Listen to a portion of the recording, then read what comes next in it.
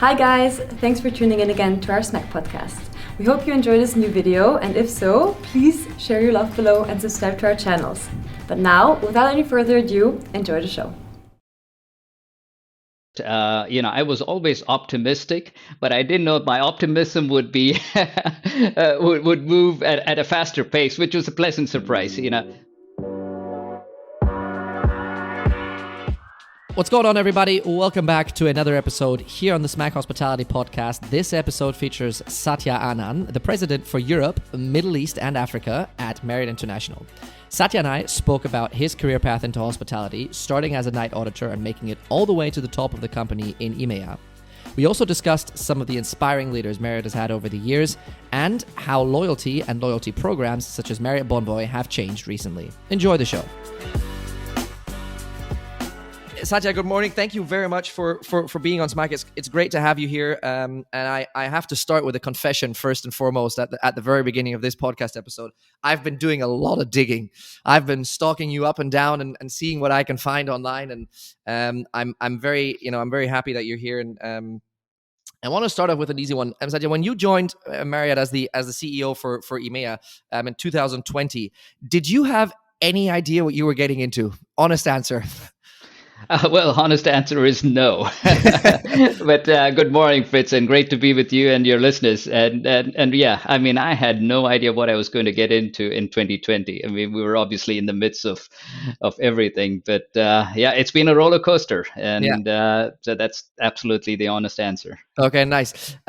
Satya, let me touch base on a couple of things here with you. First and foremost, you've mentioned the elephant in the room, and I want to get it out of the way as quick as we can because I feel like we've been talking about nothing else, and I'm sure you've been giving more interviews about COVID than you would have liked to. So I'm going to get it out of the way right at the beginning.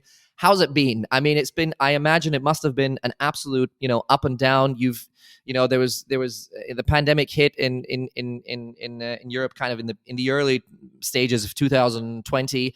By the time by 2021 we felt like we were getting somewhere. Then the winter came. We had realized we hadn't gotten anywhere. Can you give me some of your thoughts on the industry, obviously specific Marriott as well, and how you guys have been facing it? Because I imagine it can't have been easy to come on board amidst the pandemic and then kind of manage the ups and downs that it brought with it. Yeah, I mean, needless to say, it's been a roller coaster ride, Fritz, and nobody has ever imagined that something like this could happen, right? Let's think about it. Our jobs and was to open hotels, right. and and at the height of the pandemic, we were just closing hotels left, right, and center. And within a matter of a couple of weeks, we had closed, pretty much 90% of our hotels. So that was really, really hard for our associates, hard for our customers, and for this company. So we had to make a lot of changes, try to adapt to it, and then as we progressed, to your point, the summer came, and things actually started to look much better. We thought we had put the worst behind us, but then it came back with a vengeance in the latter part of the year. So overall, it's been a challenge up and down. But I got to tell you, our people have been so resilient. It is unbelievable. They were able to really come out of this and continue to push hard and adapt with the changes that came our way. And I think as far as recovery is concerned, this is the interesting part, right? I mean, I would have at the beginning of the year, I was still wondering how the recovery would happen. I felt good about it, but it's coming faster than I anticipated, which is great news for the industry as a whole. Yeah. Satya, tell me, before we talk about the recovery, tell me, just give me one or two ideas of what you guys have done, because I find it interesting, especially, for a company like the one that you work for with Marriott. That is a beast to kind of stir through a pandemic. It's, you have so many stakeholders in your company. You've got your associates on one side. There is an angle of, you need to talk to the investors at one point as well, because they're wondering how this is going to pan out as well. You've got your teams, you're in the offices, in the various offices in your region, that you need to cater to, and at the end, of the food chain, or maybe at the beginning of the food chain, however you look at it, there's a customer who's wondering, can I travel? Where can I go? How is this all going to shape out? Can you give me your thoughts, or just maybe one or two examples of what you guys did, if there's a concrete example that comes to mind, really at the height of the pandemic? You said 90% of the properties were closed. Some came back quicker than others. I've seen that kind of as I followed followed the progression, and I will talk about why I follow Marriott rather closely in just a second. But give me some thoughts on that whole process of managing, because you'll forgive me for saying this. I imagine you didn't have a wealth of experience of managing a crisis like that either. No, absolutely. We as a company, we were generally very well prepared. We have good policies and procedures for just about everything. Nice, and this was one instance, Fritz, where we were staring at a blank wall and had to figure out how to solve things in very quickly, right? So I think that was the whole idea: is how do you come together quickly as a team? And that makes a big difference. This was not a solution that was found by one person. It was not me. It was not the CEO of the company. We all came together as a team to work on solutions, and this included, how do you cater to our customers in this very difficult time? So we had to completely revamp our health and hygiene procedures and cleanliness standards, which we always had, but we had to enhance it. All this had to be done in a matter of few weeks, which the team came together. And from an associate perspective, it was really tough, right? I mean, we're used to being very engaged, going out, talking to people, and now all of a sudden there was a barrier. In some cases, we had to put up plexiglasses, and we had to wear masks, and people had to transform. We always like to say in hospitality, we need to smile and welcome. You can't see the smile. It was really tough. But I think our and we did a lot of training for our associates. How do you adapt to this new norm? And give them a sense of purpose and confidence that we will get over this. And I think that went a long way to help our associates stay in at the moment, but also take care of themselves, their friends, their families, and then our customers in the longer run. Do you feel, Satya, like this was kind of a and the pandemic was horrific for many people, and obviously there was lives lost, and I don't want to make any of that happier than it is. But do you feel like in one way or another it was a chance for especially hospitality companies to kind of do their own way of employer branding, because it was so important to take care of your staff that were some had less to do. Obviously, there was a financial situation there for some of them as well, and so on and so forth. Was it really a time for for the industry, who, let's be honest, traditionally didn't have the best of reputations with staff at all points in time, for a chance to step up and say, okay, wait a minute, let's take a step back here and say we really need to worry about our teams and how we can keep them afloat, so to speak, until we really get back to a point where hopefully this will get somewhat back to normal. Do you feel like there was a chance there that certainly you guys at Marriott have done a lot to take? Yeah, we did. And, I must say, thank God, in many jurisdictions, the government stepped in to help. Yeah. And what we did was we did beyond that, right? It was in working in conjunction with the government subsidies, et cetera. How can you continue to keep the staff on payroll? But more importantly, it is, what do you do during the time when they were working short work weeks, right? Give them the flexibility to come in and out of the hotels. But also to provide them training. For many of the associates which I talked to during this time, they were all of a sudden, they were used to having a very regular routine. And then all of a sudden this routine was completely broken up. So what are you trying to do in the 2 days when you're off? Do you just sit at home and not go out? Do you engage yourself in learning new things? So those were things that we provided and helped and supported them during this very difficult time. But again, the instances were different. Our Middle East hotels continue to function very well. So for them, it was almost business as usual in many ways. But whereas, when you think about Italy and Germany and France, we had to adapt with new ways. And that included a lot of personal contact. We had our teams come together, virtually to help stay connected and give them information. Communication was a very, very important point for us during these several months that we faced. Yeah, and then just one sentence. Let's talk about the recovery real quick. You said already at the beginning of the year you weren't entirely convinced yet of how it was going to go, and now that we're in May, so you're a little bit more optimistic, or even more optimistic. Let's take the positive way, even more optimistic than you were. Let's talk about the recovery though, because I do want to ask you a thing or two on your opinion, because we've been asking a lot of the decision makers that we have on Smack this question. my number one question to the top decision makers like yourself is it going to come back the way it's been, or have you seen, or can we agree on the fact that hospitality is no doubt very much coming back, especially the leisure section, but there are some some areas where we will see some changes of the way that people consume hospitality, the way they travel and so on and so forth. Would you agree from your experience with your teams in your regions? And again, I appreciate the fact that obviously the Middle East had been going almost business as usual, like you said, but certainly in your region, in Europe, and and I'm sure in parts of Africa as well, that there will be some changes to the way that that hospitality works, so to speak, or is consumed.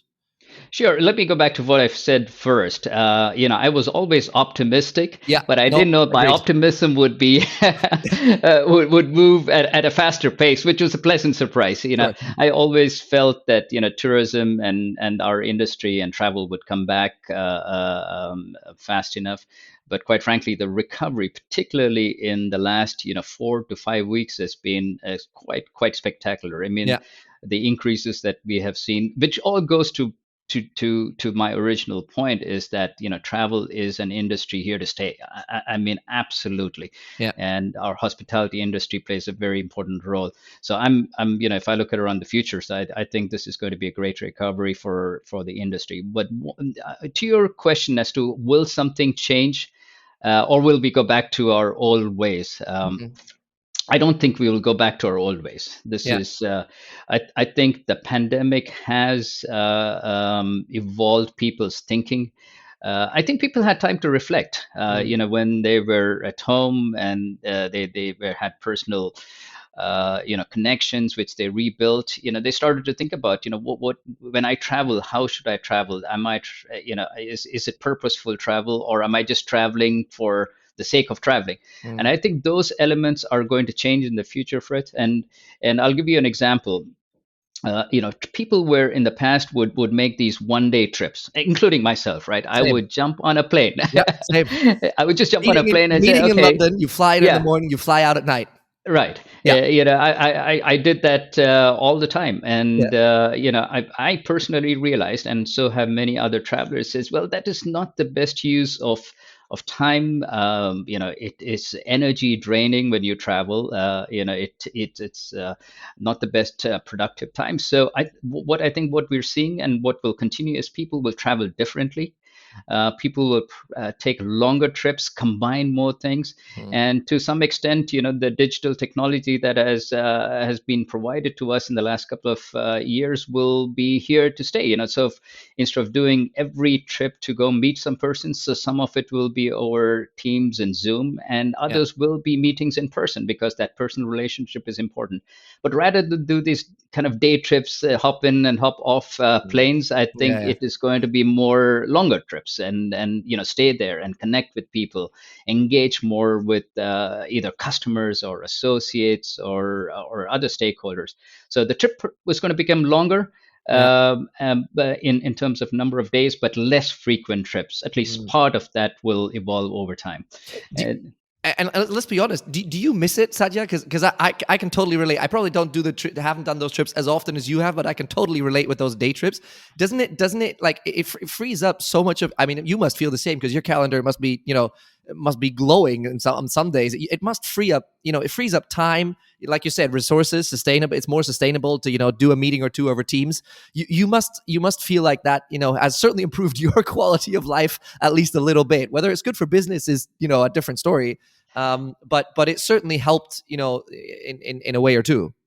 No, yeah, I think the sustainable part is important. You're leaving less of a carbon footprint than you would if you would, keep flying a day in and day out around the world. But I think it is also the productivity part, which is, I think it made the difference, right? I mean, if you think about how long it just takes to get to the airport, you spend at least an hour getting through security and all those things, and and you could do some work on the plane, Yeah. but again, it's Your not laptop as has to easy. be Yeah. away 20 minutes before landing and all of Yeah. that. Yeah, So yeah. you miss out a lot of time. So I do think some of these changes will be quite effective in terms of improving productivity. But having said that, I think there is a place for face-to-face meetings. Sure, People absolutely. want to engage, and Yeah. that will continue.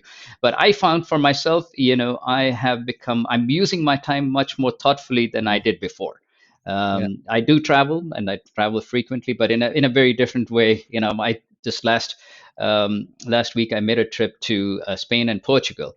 Yeah. It was for a particular purpose. We were, kind of having a meeting with our general managers at the new Edition hotel that we opened there. But Yeah. I said, I'd love to meet with them, but I just don't want to go there for one thing. Sure. I'll combine this with other meetings that I could club together, and I Yeah. spent a couple of days there, which was great. Yeah. So it was much more. And in the meantime, when I was there, I was able to do a couple of my meetings over Teams. So I did not Sure. have to come back to my office in London. So I Yeah. think that's the kind of change that we will see in the future, and certainly makes my life a bit easier, A lot easier, a little bit easier. Yeah, less no, agree. stressful. Yeah. Satya, I have another confession to make, and I realize that we do talk sometimes, us hosts on Smack, we do talk about our own travel preferences a little bit, and I have a confession to make. I am a very loyal, might I add, Marriott Bonvoy member. Now, I'm not, and I mean this. This is not, I have the whole membership going and everything for a while, and I'm not saying this to get your colleague Simon Yates to upgrade my status at all. But I want to touch on loyalty a little bit because I think the pandemic has changed the way that loyalty works in hospitality, and I'm very curious to get your thoughts because you guys obviously at Marriott and you have been with the company for a long time. You took over Starwood at one point in time with SPG a guest, which was considered to be one, if not the best loyalty program at the time. And there was I felt there was a lot of controversy about whether or not you guys will manage to integrate SPG into, let's say at the time, you'll forgive me for saying this, not the sexiest loyalty program that Marriott had, and out came Bonvoy, and all of a sudden all the people that were criticizing said, wait a minute, this is actually not bad at all. And if I look at the progress and the way loyalty has developed, I was curious to get your opinion on this. Do you think the loyalty has changed in hospitality? And I realize that especially for the big companies in hospitality or in hotels, the loyal guests, the Bonvoys, and the others, the Hilton Honors, the Accra Alls, and so on. Those are very important stakeholders in your clientele. How do you feel? How do you feel about that? Is it going to change? Has it changed? Because I think the one thing we can agree on, it's no longer enough to say, here's a couple of points, thanks for staying. I think those times, we can agree have passed. So what's your take on that before I get your opinion on Bonvoy? Because I am, as a member, curious on that, obviously, as well. Well, yeah, I mean, I do remember, Fritz, when Marriott and SPG programs came together. There was a lot of discussion and there was a lot of concern. Yeah. And the great part of it was when we brought those programs together, we'll be able to pick and choose the good parts of The both best parts from programs and everybody. best Sure. parts of it. So that really helped. But I think in terms of specifically on the loyalty part, I think over the course of the pandemic, I think fundamentally people are still believe in loyalty, and they continue to enjoy the benefits that any loyalty program provides, particularly ours, Marriott Bonvoy. But I think what has changed is really how do you make it personalized? How do you communicate to the guest, right? I'm a guest in London, and I live in London, and I commute out of London, and I travel across the globe. But what is important to me? And previously, probably people would have been less concerned about what is being served up to them in terms of content, personalization, experiences that they could get. And I think that has changed significantly as a result of pandemic. We are much more targeted to what the customer needs are today versus what we were probably pre-pandemic. And we have seen that shift. People have become localized. People travel differently to what we said from a trip purpose. They combine trips. They are using the opportunity to travel with families. So those are kind of the things that we are seeing a change in our customers, which again reflects in how we manage our loyalty program and change it to be able to accommodate the needs of that customer. Yeah, I think so. And then let's talk about Bonvoy real quick, because I realized that, like you said, at the time, there was a discussion about how it's going to work, and then people quickly found that actually, what you guys created was good. It certainly took the best from both worlds, like you said, and integrated that, and I think the challenge. Or what I want your opinion on is how big is the challenge still, because there's a generational aspect there as well, whereas I'm probably the older part of Gen Y, but I'll still consider myself Gen Y for the sake of the argument. Because we're not, we weren't per se, or are not per se, a generation that was super hot on loyalty programs, whereas maybe previous generations have, and so on and so forth. How do you feel about this whole generational topic? Because I think the other thing that is true is the fact that you and other hotel brands, but I think Marriott has done a good job there with a couple of your pros, and I love W Hotels, so we will talk about them in a second. To get some product out there that specifically is for that younger potential generation that is now at an age where they travel for business, where they travel for leisure. They're no longer 15, 16 years old, where they're not of let's say financial interest to you guys. How do you feel like that whole adapting has progressed? I think you made a great point. It's what are the offerings that we're giving to this generation of customers, right? I don't believe that loyalty is less important for anybody. It's how do you do this that it makes sense, it's relevant, right? I mean, I don't think the simple collecting Aldi points or those are also good ways, right? Those create loyalty, but maybe I'm looking for something different, and that's what we did with our loyalty programs, and not only program but the offering. I was as part of this trip that I took last week, I went from Madrid to Portugal. And I was in Lisbon, and I stayed at our new Moxie hotel, Lisbon Oriente. And I don't know whether you've stayed in one of those Moxie hotels. I have. We got a couple in Berlin, and it's a very different hotel. It is really meant for folks who are younger, or certainly young at heart, right? So I stayed in one of the hotel, and it was really cool. And if you think about that offering where you come in, you don't have a traditional reception. You're checking in at the bar. So the first thing we call them the crew. They do everything there in that place, and they said, what would you like to drink? That was kind of let the me first welcome one. you with the drink. So that was check-in. What are you drinking? So it was really nice, and that is kind of the experience that our younger generation of guests would like to have, and that's what Moxie as offers for them. And it's a different vibe, right? You have a great room which you can stay, but you hang around with people and friends. So I came down afterwards to do a bit of a work. I was sitting on a communal table with 6 other people, other with travelers, random, and I was doing my work, others were doing, and then I saw that a couple of people struck up a conversation and had a drink, and kind of parted ways. So those are the experience which you would not get perhaps in a traditional hotel. But there's a place for every traveler, and certainly our Moxie and I think you mentioned W, which we can come back to, are great brands to be able to encourage that kind of a traveler, and build loyalty around that. Sure. You mentioned the brand, Satya. So let me stay on the brands, because that was another topic that's been hot in the press for a number of years now. How many brands is good for a company, and I don't really want to get into that discussion because I think it's there's so many standpoints you can have on that. But I do want to say or get your opinion on the brand topic more in general, because obviously this probably leads back to the Starwoods takeover at the time. You got some new brands in, some brands that were relatively similar to some of the things that you already had in the portfolio. You've added some cool brands since, Moxie being a great example.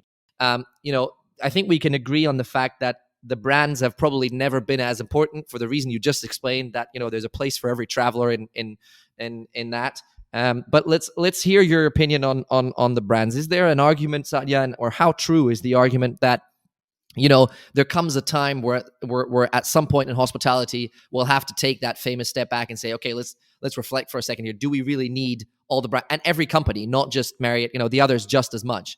Do you think that that's a time that will come at some point where brands will be, integrated into each other and so on and so forth?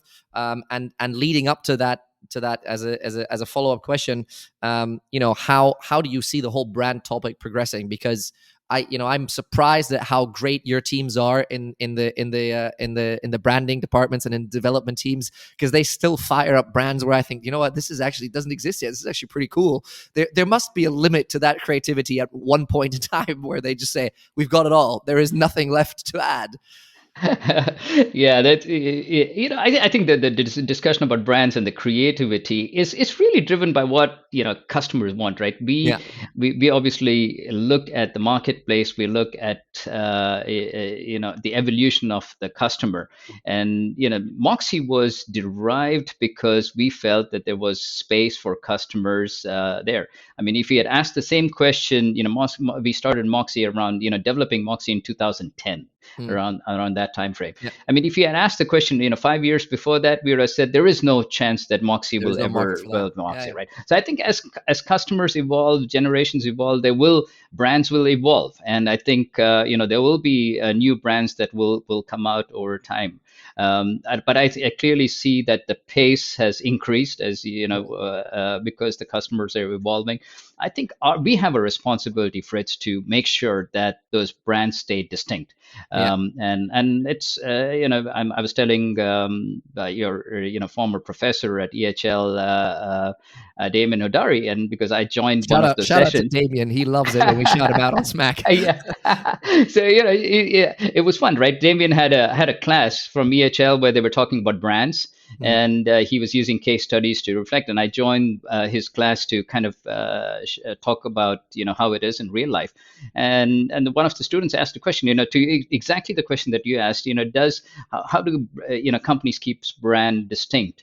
And my honest answer was, there is a lot of work that goes into it, and we have to continue to do that to keep the what we describe as swim lanes, so to make sure that the blur between one brand to the other doesn't overlap. Is there an overlap? There is, but our role and the brand team and the operations teams to keep it as distinct as possible. Sure. And the brands will evolve over time. I think the way Marriott brand was conceived in the beginning has evolved significantly, and we'll see this happening in the future too. Yeah. You mentioned Marriott, and I have a third, and I promise this is the last confession, because I feel like I'm at church at this point. I have one last confession to make, Satya. I had the I'm going to say honor, because it really was the honor of meeting Bill Marriott Jr. at one point in time. This was a long time ago, even from my age, in the US, and he is still. And I've spoken, partly because of SMAC, partly because of my time in Lausanne, I've spoken to a number of decision makers, top decision makers of the industry now. That guy is probably one of the most inspirational people I have ever met, for a variety of reasons. And again, I'm not saying this because you're on the show. I would tell you if I thought he was boring, but he was just a breath of fresh air. And even, he's been around the industry for as long as the two of us have together, probably. But how? Give me just a sentence or two on the Marriott family and the Marriott brand. You've been through a hell of a lot. The late Arne Sorenson passed away just after you started, who I didn't meet, but who I followed closely online and saw some of his interviews, and I thought he was an astonishingly talented leader. And you'll forgive me for saying this, but you're cheating a little bit at Marriott, because you've had some really cool leaders. So I will, I think there's a little bit of cheating going on there from your side, but give me your take on that, as as being part of their leadership team now at Marriott for a couple of years now as well, not just in your CEO role, but before, as well as what you've done before. And we will have to talk about your start in Frankfurt, because I'm from there, so I'm going to have to touch on Frankfurt in just a second. But give me your thoughts on that, because I mean, you must admit that with Arne Sorenson, again, the late Arne Sorenson, with the old Bill Marriott Jr., who's an inspiration still to this day. I saw a YouTube video of him the other day, and I was like, this man is God knows how old and still just absolutely rocks the stage like a champion. It must be a little bit easier to lead a hub with that in the back, no? Well, Mr. Marriott Jr., Bill Marriott Jr., he's 90. So What a guy. I mean, yeah, he is a absolute rock star, Fritz. And, yeah, the best, compliment that I've heard about him is from one of our competitors, my friend who works for one of the other companies, yeah, in the Washington area. So he said he went out to a movie theater once with his wife, and Bill Marriott happened to go to the same movie theater. And when they all came out, I mean, everybody was running towards Bill Marriott and asking for autographs and, What autographs, a guy. wanted to take pictures with him. So he's a very charismatic personality. But not Yeah. only that, I think it goes back to the fundamentals of how his father and he have built the company, and Agreed. it's 95 years old, and the basis is all about the people. Bill Yeah. Marriott, day in and day out, will always ask, how are our teams doing? Yeah. How are our people doing? Have we done everything we can to Have we done support enough? them? Yeah. Have we done enough? Have Yeah. they, are we giving them the opportunities to grow? Yeah. Are we taking care of them in the right way? And I'll give you an example. I was traveling with Bill Marriott once in Paris. I was showing him around, and the guy's got just a tremendous amount of. He's a walking encyclopedia. Yeah, I mean, absolutely. Yeah. I could imagine easily. Yeah. So I was a junior executive at the time, and I was walking around with him, like making all the notes, and like like it was a 3-day trip. After 3 days, I had a book full of pointers that he gave me, Yeah. and but I think the whole thing was he talked really at length about the business and everything, but the most that he talked about was the people. And I had to fight with him to avoid a battle with his wife. His wife's birthday was at the same time, and I was touring hotels, and I was going to miss out one hotels because I promised his wife I would bring him back to the hotel in time for lunch. And Mr. Marriott said, "Oh, no, Satya, let's go see that hotel too." And I said, "Mr. Marriott, I made a commitment to Mrs. your Marriott. wife, I'll which bring I'm you back." holding up. Yeah. But and he said, "No, I'll take care of Donna. Let's go see the hotel." And he was thrilled because people were waiting for him. And that's the kind of person, and that has been reflected in the company throughout the 95 years of our existence. It's going back to people are the fundamentals of our business, and they are very important. And I find it amazing, Satya, the fact that he obviously Bill Marriott Jr. and his dad, they talked about people long before it was cool. At the time it was and I wasn't there, and I'm probably too young to say this, but I will say it anyways. I know for a fact from my time at university and so on and so forth. At the time it was pure business. It was is it financially valuable? Can we run the property at max capacity and so on and so forth? It wasn't cool to talk about people 35 years ago. Now that it's changed, we realize that without the people, the guests will never come back and will never be as happy in the properties as they are. So I did want to put that in there because what a guy. I mean, that's just out there. Now, speaking of guys, let's talk about yourself, Satya, for a minute, because we do want to hear a little bit about your career path. Because I mean, I was curious to see how long you've been with Marriott, and I stopped counting at one point because I didn't have enough fingers on my hands. Because you've been there a minute or two as well. And I from what I've seen, you part of your career at least took place in my hometown, which is the not so entirely lovely city of Frankfurt. As an assistant controller many years ago. You will forgive me for making you as old as you are in that specific sentence. Tell me a little bit though about your career path, Satya, and how it's come along, because again, coming back to the whole generational aspect, it's become a little bit of a trend lately to hop back and forth between companies and jobs and businesses. And I think your career path is the prime example that you can very much have a very, very decent career in just one company. How many years has it been? Over 30. If my calculation is correct. Over 30. And I got to correct you. Frankfurt, I don't know why you're downplaying Frankfurt. It's actually not a bad place. It's not bad. Okay, fair enough. Okay, we can go. Right. I lived there a couple of times, and it has evolved and changed. So it's got a worse reputation than it actually is. Okay, good. Yeah. Right, okay, fair enough. But yeah, my career has been, I just I happened to come into the industry, but more by chance in some ways, because originally I was in kind of studying to become an accountant. And I thought, okay, but that was kind of a bit of a boring thing to do, an accountant. So I told my family, said, I'm going to study hotels and get into the hotel business. So I studied hotel management. And, well, I think you said I started as assistant controller. That would have been a glamorous role already. I started as a night auditor. And take it all the way back. Yeah, take it all the way. So that was that was great learning. It was a great experience for me to start very much in the kind of the organization and the front rows of a company, right? And experience everything. And I think, over time, what I learned and saw with the company was, the company gave me opportunity to grow, and I was not restricted by saying, I need to work in one department only. And, this company provided me the opportunity to grow in different ways. I moved then eventually back into finance, jumped jobs, went into operations. I was cluster general manager. So did all of those things, which I think is probably in our industry, one of the few industries you can actually do that. People in many other industries get kind of siloed and get stuck in one place.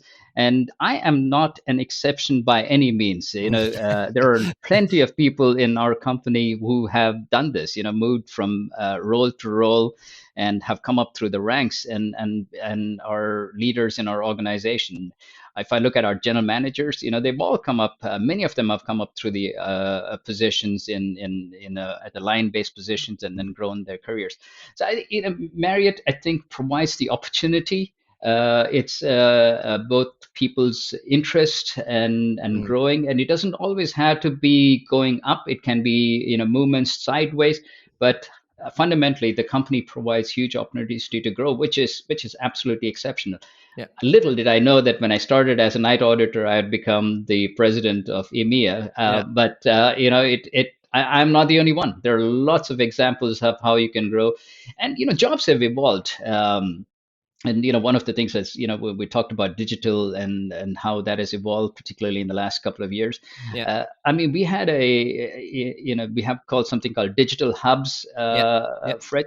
And these digital hubs, we have, within a matter of 2 years, now we have 85 people working in this team of digital hubs, and they serve up content, customize for our, personalization for our customers. So those are jobs which have evolved over time. And I think our company has provided opportunities for many people to do that. And it's an exciting industry to work for. Yeah. One last sentence, and it's like, just like that, almost 40 minutes have passed. So it the time does fly when you have fun in these conversations. So thank you for that. But do tell me, the fact that you started, as you said, on the front line, and there is still, if I look at most university programs today, and this is by all means not meant to be a recruitment episode or anything. That's not the point. But if I look at the way that some of the programs are set up, and there still is internships in there where the students have to work in the hotels or at the front line, like you say, at a very early age. How important is that? Because I think there was a time where, again, and I'm going to stop shaming my generation after this, I promise. But there was a time where people that graduated from universities, they thought they know everything, they know how to run the world, and they went straight into admin positions and had never served a plate of scrambled eggs in their life. How important is that still today? To especially if I look at your career, let's say maybe not all facets, but most facets of a hotel. You've done night, you've done day shifts, you've done the accounting side, so the whole admin side, and then moved up the ranks to becoming cluster GM and now the president of EMEA, which certainly gives you a better understanding of how the world works, in quotation marks, in hospitality, than somebody who, forgive me for saying, has done 30 years of finance and then comes across and says, hey, let's do some hospitality. Surely we can agree on the fact that having an understanding for the business is key to being a good leader at one point in time, whether that's president or vice president or whatever the role may be. Yeah, no, absolutely. Having a good background is always important. When I was in school, Fritz, I thought, why am I going to school? I'm not learning anything. That was kind of my thinking. And then when I started I was working, in Damien Hodari's class, Satya, the amount of times I thought that is. But you realize afterwards, why it is important to have the theory, right? And but what I strongly encourage is people to do both. I think having a very solid education, skills, all those things really help. But then you combine them with practical experience, and when you do that, I think that is the most valuable learning that you could have for your future career. And our, when I look at it from my perspective and our company's perspective, what we're trying to do is offer that. So you could come either with a great college degree, with a lot of great theory, but lack the practical experience. So we have fast tracks and learning programs. So we run you through that. You spend a little bit of time in front office, in food and beverage, and other departments to give you a good hands-on experience. But then you can go back to your core strength of maybe strategy, maybe it's marketing, maybe it's sales or finance, and use that to grow, and vice versa, because we have others who have come up through the ranks, and we give them the opportunity to get skills and trainings that we provide, which they can go back to school. Either it is our own programs or programs outside. They can complement each other. So I think doing both of those, I think it's the right way to go forward. And again, everybody has their own style of the approach. Of career. Critical is, if you have the right attitude, I believe that you can really achieve pretty much anything you want. Yeah. Satya, thank you so much for this. I have a couple of quick questions at the very end with the request for quick answers, and I'm going to put you on your heels here and see how we do. Satya, the having, with your background in India, being a resident or being, somewhere in between Vienna and London most of the times, are you still a cricket guy? Are you a football man now? What is your poise of choice? Well, I must confess, this one is a confession for you. Okay. I'm still a cricket guy. Okay, good. I follow football, but my heart is still with cricket. It's still with cricket. Very nice. Okay, good. Nice. So yeah, what is your favorite hotel? Keep in mind, not being a Marriott property. My favorite. Let's maybe not call it your favorite, but a hotel that is stuck with you that is not a Marriott property. Yeah, my favorite one is the Taj Lake Palace in Udaipur. Oh, okay. I've never heard of that one. I will be sure to check it out. What makes it special? Oh, it's got a brilliant architecture. It's in the middle of the. Have you seen Octopussy James Bond movie that was filmed there? Yeah. And it's a beautiful setting, and the service is impeccable. You go back in history of Rajasthan, which is where it's located. I'm a sucker for authenticity and history and culture. Yes, so all those combinations make it a spectacular hotel. Satya, what a pleasure. Thank you very much for your time. I will quick shout out to your colleague Simon Yates, who made most of this possible in terms of the organization. It's been great to have you on the show. All the best for what's ahead in that road of recovery. And I do hope that we'll get a chance to reconnect at one point in time and take this further. Thanks so much, Fritz. Great being with you, and keep traveling and take care of yourself, and welcome back to our hotels. Thanks very much, Satya. Cheers. Cheers. That's it for this episode, everybody. Thank you for tuning in. Don't forget to share your thoughts on this episode and everything else that is going on at Smack with us by checking out our website at smack.media or connect with us on LinkedIn, YouTube, or Instagram. We'll see you next time.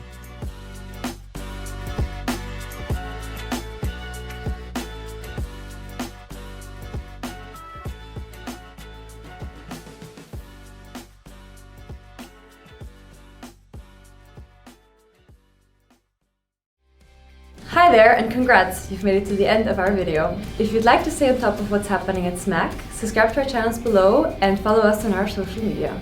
Thanks, and see you soon.